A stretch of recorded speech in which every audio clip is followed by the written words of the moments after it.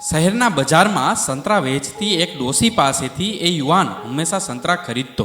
સંતરા ખરીદીને એની થેલીમાં નાખતા પહેલા એમાંથી એક સંતરાની પેશીને સહેજ ચાખીને કહેતો, અરે ડોસીમાં જુઓ તો આ સંતરું ખાટું છે. ડોસી એમાંથી એક પેશી ચાખી અને ચમકીને કહેતી, જ્યારે બાબા આટલું બધું મીઠું તો છે આ સંતરું. થોડું છોલેલા એ સંતરાને ડોસી પાસે જ છોડી એ હસમુખો યુવાન બાકીના સંતરા લઈ અને આગળ ચાલ્યો જતો હતો. એની પત્નીએ આખરે એક દિવસ પૂછ્યું, ડોસીમાના સંતરા તો હંમેશા મીઠા જ હોય છે, તોય તમે દર વખતે ચાખવાનું નાટક કેમ કરો છો? પતિએ મુખ પર સ્મિત સાથે કહ્યું, એ સાચું છે કે ડોસીમાં હંમેશા મીઠા સંતરા જ વેચે છે, પણ એ પોતે સંતરા ખાવા પામતી હોય એવું મને લાગતું નથી. એટલે આવું નાટક કરી અને રોજ એને એક સંતરું ખવડાવવાનું મને બહુ ગમે છે. સંતરાવાળા ડોસીમાની બાજુમાં બેસતી એક બાઈએ ડોસીમાને પૂછ્યું, સંતરા ખરીદવા આવતો પેલો જક્કી છોકરો રોજ રોજ ચાક ચાક કરે છે, તોય તું સંતરા તોલે ત્યારે હંમેશા એને એક બે સંતરા વધારે આપી દે છે, એવું કેમ?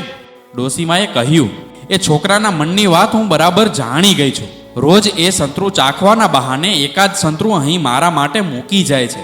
એ સમજે છે કે હું એ સમજતી નથી, પણ મારા માટેના એના પ્રેમને હું ઓળખી ગઈ છું. એના આ પ્રેમને લીધે જ એક માની જેમ આપોઆપ મારાથી સંતરા બાજુ ત્રાજવું નમી જાય છે.